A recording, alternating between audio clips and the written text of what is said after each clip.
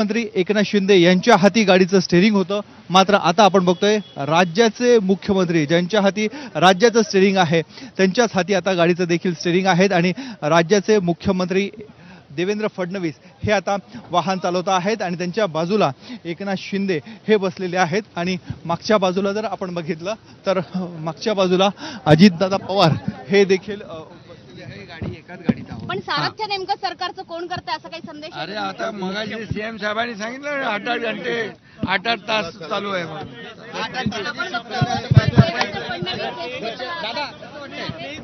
गारगार वाटतंय.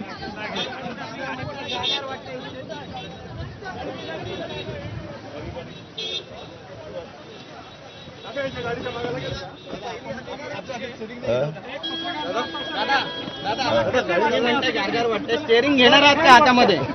दादा तुम्ही स्टेअरिंग घेणार का?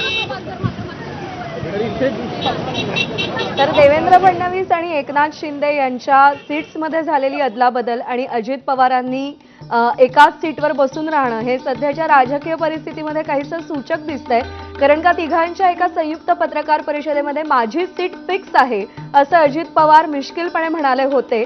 सीट्सची अदलाबदल होतीये ती फक्त देवेंद्र फडणवीस आणि एकनाथ शिंदेंमध्ये.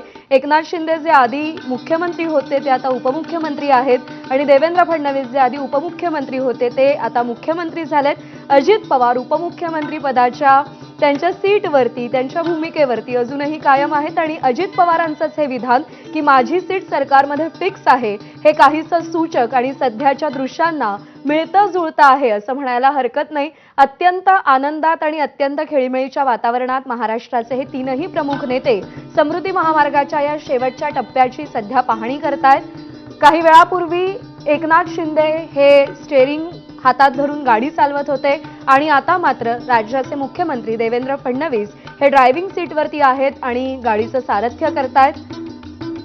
आणि तीच दृश्य सध्या आपण पाहतोय. या तीनही नेत्यांसाठी अत्यंत महत्वाकांक्षी असा हा प्रकल्प समृद्धी महामार्गाचा ज्याच्या शेवटच्या टप्प्याचं आज लोकार्पण झालेलं आहे आणि एक खूप मोठं स्वप्न महाराष्ट्राचं महाराष्ट्रातल्या नेत्यांचं सध्या साकार होताना आपण सगळे या क्षणाचे साक्षीदार होतोय.